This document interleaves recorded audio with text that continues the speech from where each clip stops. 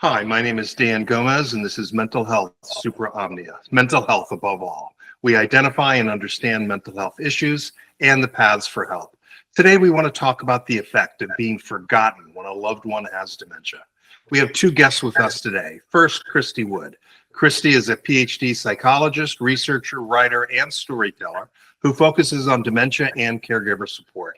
She's also a research affiliate at the University of Colorado. Next, we have Kelly Medendorf. Kelly is a clinical social worker and one of the leaders at Equilibria Psychological. In addition to her long experience with PTSD and emergency responders, she also has experience with dementia and caregiving. Kristie, we read many of your articles on adult children's experience and challenges in dealing with parents who have dementia. Could you briefly summarize for us the feeling of some people who don't feel recognized by their parents or significant others who are experiencing dementia? Why is it that they feel like it's almost like not existing? Yeah, thanks for that question. I think that, and it's important what you said, some children of parents with dementia. And I think the important thing to know is that people have a range of experiences. And so I conducted the first study on what it's like to be forgotten by a parent with dementia. This is something that we know that this happens as dementia advances, and yet there's almost no literature on it. In fact, there's only 2 empirical studies in the entire literature on just being forgotten. And so not everyone feels the same way. I think for most people it is devastating, even if that they know it's the dementia, because it's a new loss, and it's something where it just it marks the severity of dementia at a new level, and it's the loss of a relationship. And I think when people say it's almost like not existing, well, I mean, I think it makes me want to talk about why I conducted the study in the first place, if that's okay. Yeah. So, in the 2 studies that do exist, there are people who say things like, or actually, it's more like the outcome of the study is that it decreases people's meaning in life. It makes them feel like life is less meaningful for them, because the overall impact of being forgotten is, oh, well, you're not important enough to remember. Or if you are remembered, oh, that's important enough to remember. It's our forgetting bias. It's one of our cognitive biases. If we remember it, it must be important. If we forget it, oh, it wasn't all that important. So now apply that to yourself. And even though people know it's the dementia, that forgetting bias is almost emotionally wired, and it's less flexible for some people, so that they can't just write it off and say, yeah, it's the dementia, so it just bounces off of me. Some people can. For some people it really can't. And then there's also, in the early parent-child literature, we come to know that we feel real because our primary caregiver, when we're little, recognizes us and sees us and responds to us and is empathetic. And so that gives us this feeling, not only that we exist because we see that we are seen. And then we know we feel real because we do this and someone reaches for us. And then, before we have language, that gives us a feeling of feeling real, according to theory. And so I wondered, what happens in adulthood when this responsiveness goes away? Does that shake people's sense of feeling real? Does it make people feel less important? Does it impact their sense of self? Because we needed all this for development. So is there some kind of an undoing? And I really just only had parent-child infant literature to go by, right? There's nothing else. And so that's what inspired me to conduct the study in the first place. And so I found in about half of the research participants, they said things like, not being recognized by my mom is almost like not existing. And so it echoes that early parent-child literature. And so when you say, why do people feel like this? Well, my hypothesis is, it's because we are wired to feel real in the presence of someone who sees us. That's how we become real, or, have the feeling of becoming real in the first place. And so when that's taken away, I think that that's threatened, not for everybody, but for some people. And then other people have other experiences, like feeling not important or invalidated. And so one reason for that might be, the forgetting bias. And then also, a lot of other reasons, but I'm talking a lot, so I'll just stop for now. Kelly, is that what you're seeing in the field as well, or is that what you personally experienced? Where do you come at this? The developmental perspective is not necessarily something I've thought about before, but as you were talking about it, that makes a lot of sense to me.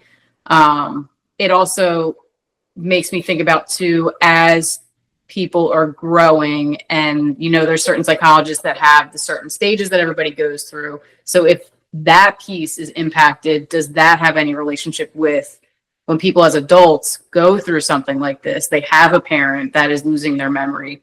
Does that almost make it even harder for them to cope with because of something like that? I haven't looked into it, but it was just made me think about that. The other piece I thought about too, because you're saying it's some people that go through this experience. I was also wondering if another experience is, sometimes people get diagnosed with Alzheimer's or dementia at a very early age. And I feel like a lot of times as an adult growing up and thinking I'm going to have my parents around for hopefully a long time, when they get a diagnosis like that at early onset, and then you start losing them, or they start losing the memory of you even sooner, how does that affect a person's vision of what they thought them aging, their parents aging, was going to look like? Because I feel like there's loss within that too, of this was how I thought things were going to look. Mm-hmm. Yeah, certainly all those things play out in the developmental stages. Are you talking about like Erickson's developmental? Mm-hmm. Yeah. I think all those factors go into it. And, this was the first qualitative study that was done. A future direction in my research is really trying to find patterns. I was hoping that, attachment theory patterns would show up. People, maybe the only people who had insecure attachment, like anxious, insecure, maybe they would be the most affected. Or maybe people with a really strong relationship would be the most affected. But nothing emerged in the data that followed any of those patterns. Mm-hmm. So, it's a small sample. It's not a sample on the level of what you would need for power for a quantitative study. So maybe the patterns do exist maybe they would exist in a larger data set. Mm-hmm.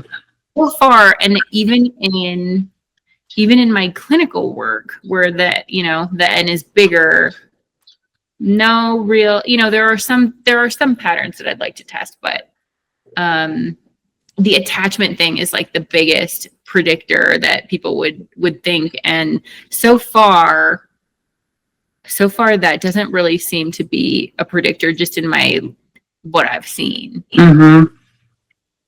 So with the limited amount of information you have right now, how have you been using what you do know about it to help people as they're working through something like this?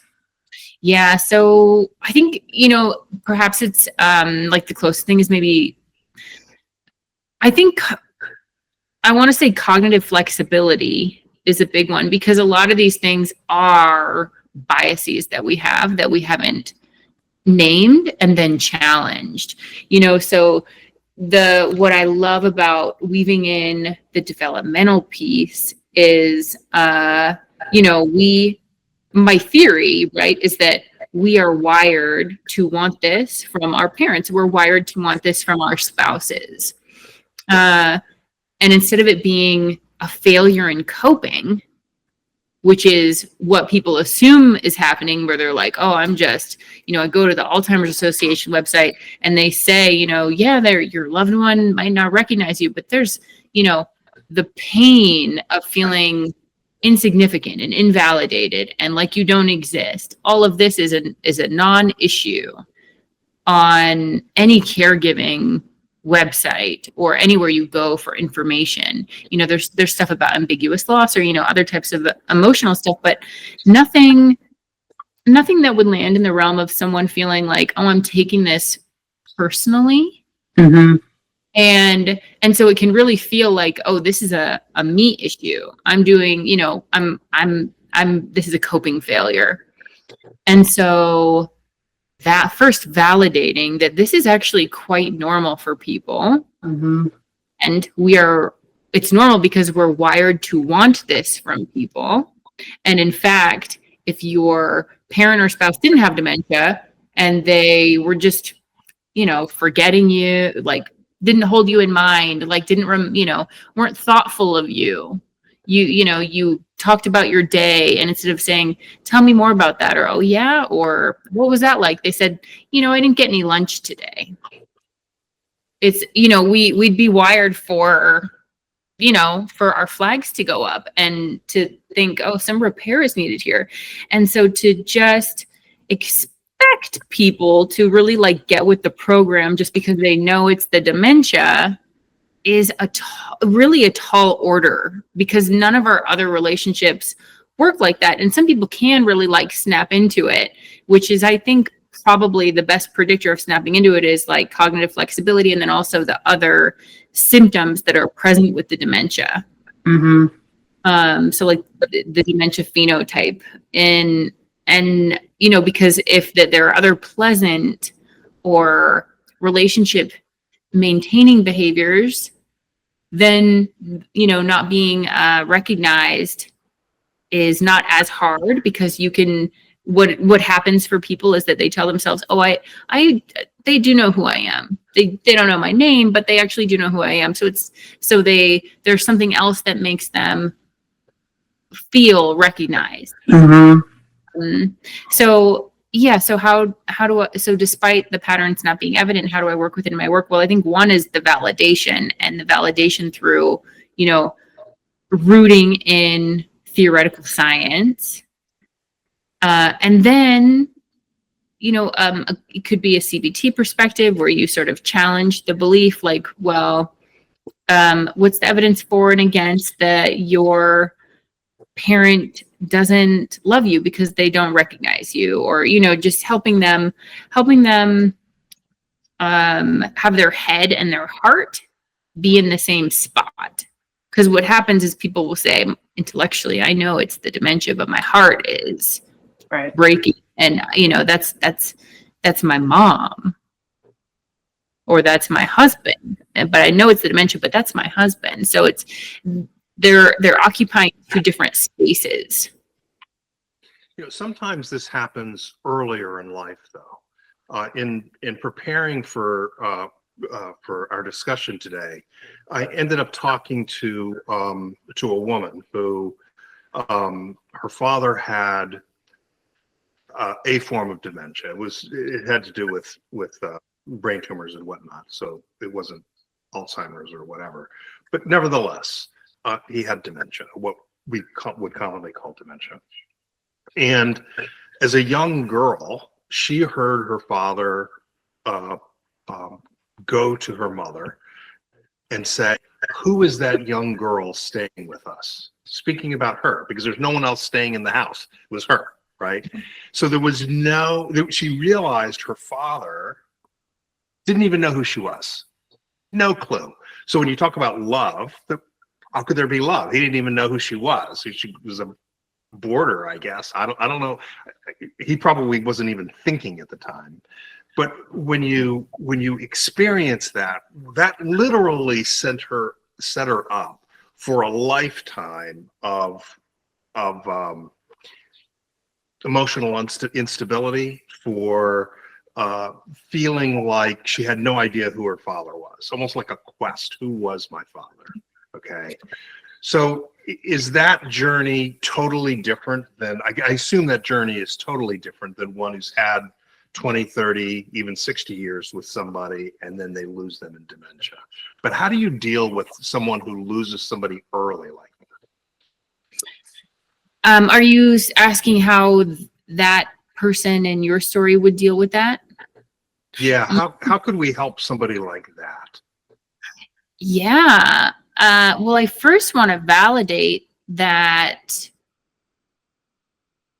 being held in mind and, being perceived as important to your primary caregivers is so central, according to object relations theory, is so central to your development of self that not having it really threatens that development of self and like what Heinz Kohut called a cohesive self. So according to object relations theorists, my favorite in this domain being Heinz Kohut, who talks about this particular issue, is he said, basically, in order to form a cohesive sense of self, you have to be mirrored by a primary caregiver, meaning they see your grandness in the gleam of their eye. They validate your specialness to them, your importance. It's the look, mom, no hands when you're learning to ride the bike. And the mom goes, wow, that is amazing. And you feel like, oh, I have an impact, and someone sees that. And, originally, Heinz Kohut thought that borderline personality disorder was due to a lack of that, which we now know is, has contributed to like mother blaming. So I don't say that to say that that theory was right, but I say that to say that the implication of that was borderline personality disorder is a disorder of the self, where people have an unstable sense of self.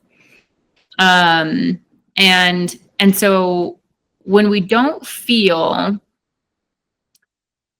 seen, understood, recognized in general in important relationships, we have a little bit of feeling rudderless. And if you think about it, in all of our important relationships, you have a best friend, and all of a sudden, they don't really get you anymore. You don't have anyone in your life who gets you. It's like, am I gettable? Is there something wrong with me? And so you take that we know exists in all of the important relationships, and now it's super amplified in those core relationships where it's almost unchallengeable because it was so important to development. And one of the empirical studies on the sense of being forgotten was also kind of a similar story to what, not quite super similar, and because I also think that being not held in mind by a father is likely different than not being held in mind by a mother, which is also would be driven by Heinz Kohut's theories. At the same time, I say that being very mindful that different people are parents and hold different gender identities. And so those, Heinz Kohut was of the 60s. And so I think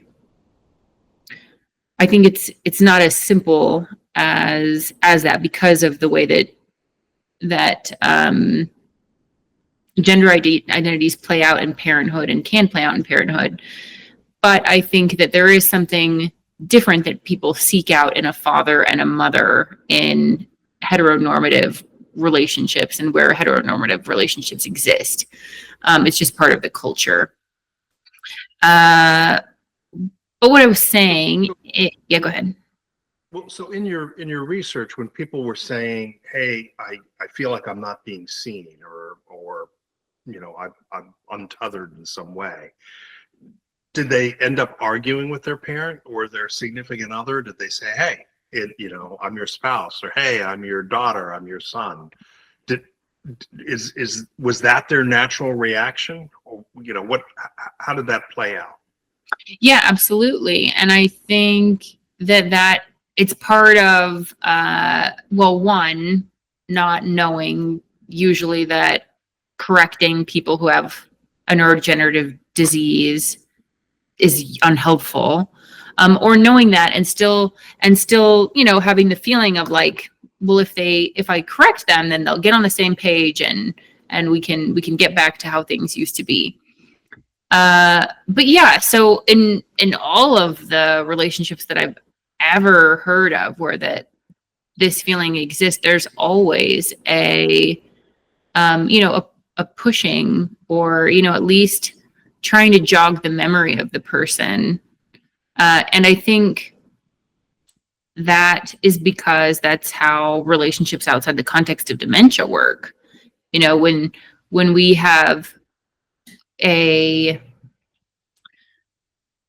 make a bid for responsiveness, when we say, I had a bad day, or I could use a hug, or, we just hug someone, or we go in for a hug, or we even walk into a room and we expect someone to know who we are or them to acknowledge us. Those are all bids. And what happens, and so when people are responsive to our bids, we feel cared for, we feel understood, we feel validated. When the pattern starts to shift and the bids are not matched, or even turned against, like in all the Gottman type of lingo, then people try to repair, right? They repair, and we have a lot of research on how to repair bid response mismatches, increased empathy, turning toward your partner. Couples therapy is built on this stuff. Like, it's built on the relationship science of how to strengthen a relationship with responsiveness. And if you do it, it works. In dementia, in the context of dementia, well, it flips the script, because now those pathways that we have, if you can consider it like medicine. We have the medicine, we know the medicine works, but you got to take it. And if you take it, we have the statistics that you'll, probably get better. But with dementia, we don't have any medicine, or the medicine that we have doesn't work in this context. So the jogging of the memory and the pursuing and the correcting, it might work in other relationships. It doesn't work in dementia. And it's kind of unfortunate when it does work, which is also kind of a tailspin, because when it does work, that gives the person the sense that, oh, I have some control over this. When in reality, dementia is a wild card. It has a mind of its own. People have good days, they have bad days. And so when it does work, sometimes people think, when it doesn't work, they think, oh, what did I do wrong this time? Do I need to bring in different pictures? Do I need, and so they start like really, really problem solving and putting the locus of control on themselves. And so it gives them a false sense of control, which increasingly sets them up for the failure of, oh, I'm doing something wrong. And dementia also flips the script on relationships, because when we're in a relationship and our bids for repair and for responsiveness aren't met, what do? We distance. We either repair, or if the repairs don't work, we check out, or we leave, or we break up with the person, or we stop calling. We certainly don't show up every day after work. Like people go to nursing homes and they see the person every day. We certainly don't do that. And so in a relationship outside of the context of dementia, we would be distancing, we'd be going to couples therapy, or, we would be leaving or wanting to leave. But in dementia, people often don't want to leave. And often they can't. They either can't or they don't want to, because they're caregiving and they know it's the dementia. And so they want to be doing it. And so in that way, they are emotionally trapped in a relationship that the rules of engagement have changed, and no one tells you that they're going to change in this way. So you're blindsided and you don't want to talk about it because, hey, what if it is me? What if I really am doing something wrong? No one else, I've never heard anyone else have this reaction.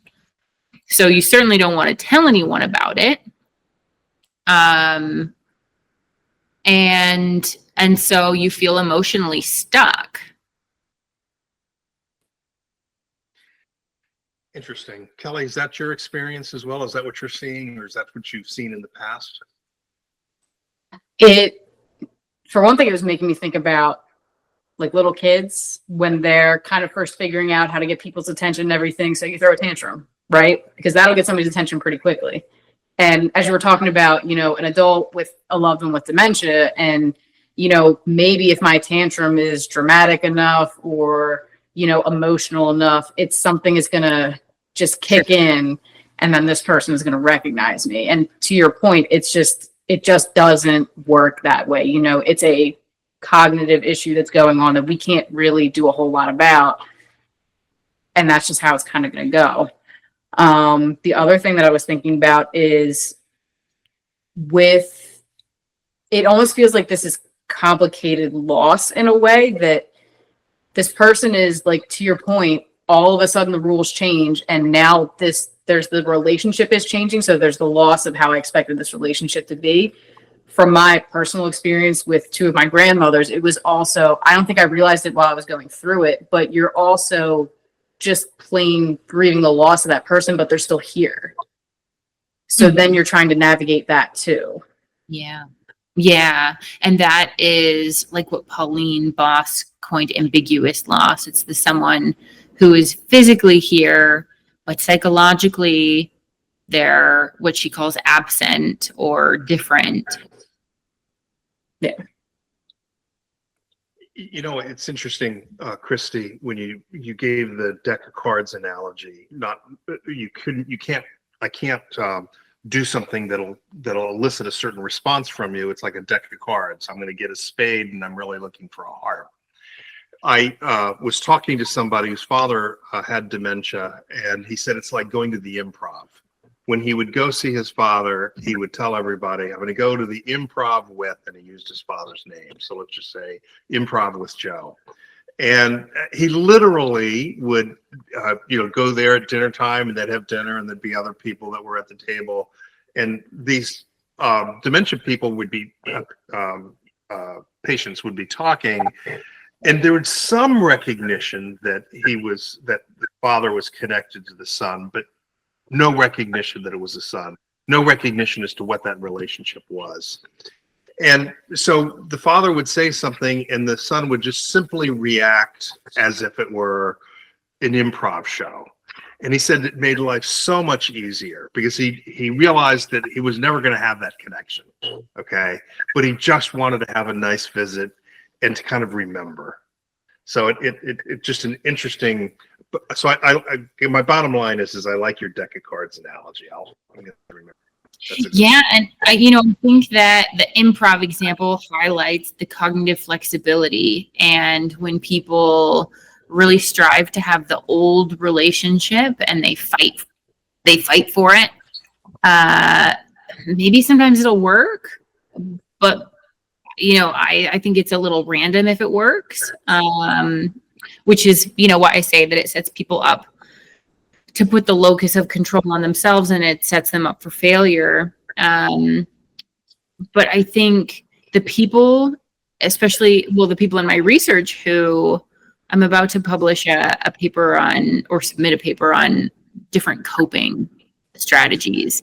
And so the people who coped really well, who were, obviously still in pain because it's devastating, but the people who were like the caregivers that you read about on the Alzheimer's Association website, they're like the caregivers that you see in the posters who are still finding meaning and suffering, but but making peace with it. And, I call them like the caregiver poster children. Because not everyone is like that, but I think the literature on caregiving might have you believe that that's what caregiving is. That those people were just like rolling with the punches and, taking it day by day and didn't try to have that old relationship. It's almost like they were willing to get amnesia with the person with dementia and just have the new. I will say that the people who were able to do that, it was often also accompanied with the person who was living with dementia having symptoms like expressing appreciation, being relational in other ways. And so I don't want to put it all on the caregiver, because there are some dementia symptoms that just make it harder for someone to let go and roll with it. Interesting. I want to make sure I get in 3 or 4 really quick questions, Kristie. So if you could just tell me off the top what the thought that comes into your mind. So my first question: what does connection look like with someone in the late stages of dementia? I think it looks like the carer of the person who's living with dementia having some peace with the situation. Dementia is a disease that, if it's neurodegenerative disease, it's driven by a neurodegenerative disease that is not fair. So it immediately strikes at like the just world's hypothesis, that the world is just, good things happen to good people, bad things happen to bad people. And a lot of people really ascribe to that. They really believe in karma. They really believe all things happen for a reason. And disease like Alzheimer's or frontotemporal dementia or Lewy body dementia, it really makes it tough to keep believing in those philosophies, because it is unfair and it's cruel and it rips the relationship apart. Not for everybody, because sometimes people still are able to maintain the connection. They still feel close. And for many people, it just really rips the relationship apart. It's heartbreaking. So What's the most common communication mistake you see caregivers make that inadvertently creates more frustration or more conflict? just trying to correct the person living with dementia. Yeah. Okay, makes sense. When a loved one with dementia asks for a relative, a friend, a pet, who's already passed away, what's the compassionate and effective response one can use in that moment? Yeah, if the funeral's already passed, or they've already mourned, or if they are too impaired to really process the death and they're just going to ask you about it tomorrow, exercising compassionate misinformation, where you say, they went to the store, they'll be back later. And then chances are later they're not going to ask you. So for someone who's living with dementia, the state of care really says optimize for their emotional experience. You want to optimize for their sense of safety. And so with re-breaking the news to someone that someone important to them is dead, well, now they're just mourning all the time, and they might not have the memory of why they're mourning, but they'll have that emotional memory. And so if that's like the worst possible combination of the outcome. Right. So this just sounds like a huge emotional burden, and it's from people I've spoken to, and the people that you two have seen in your practices. It's got to be very difficult. So where do they go for help?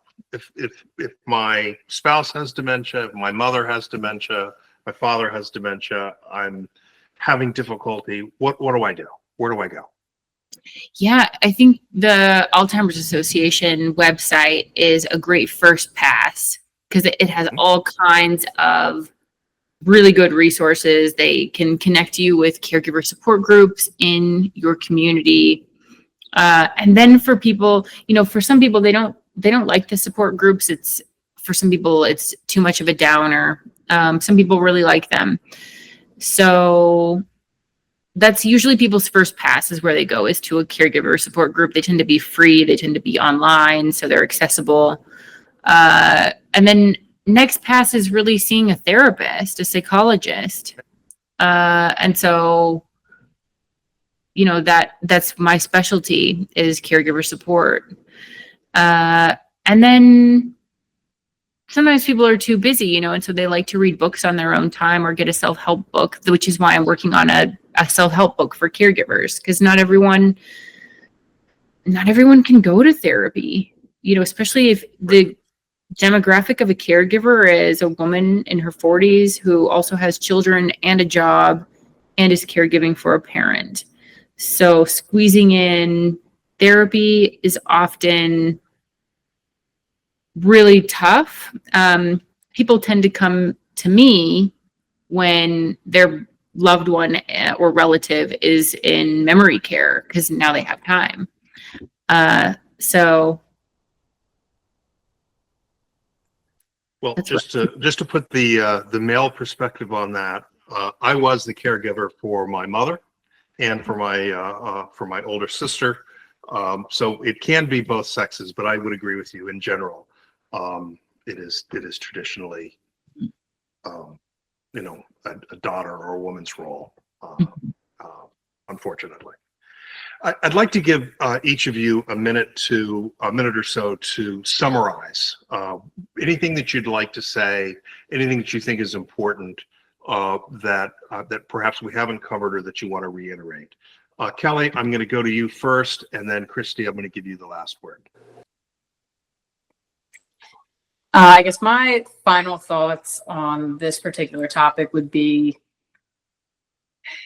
for caregivers to not underestimate how much help they need. I feel like I see a lot of people can get very consumed by those roles, and then because especially something like dementia or Alzheimer's is a frequently diagnosed disease, that we just kind of assume, well, this is just how caregiving is. It's difficult. I don't necessarily have time for myself, and everybody else that's doing it just finds a way to get through it and, just pushes through.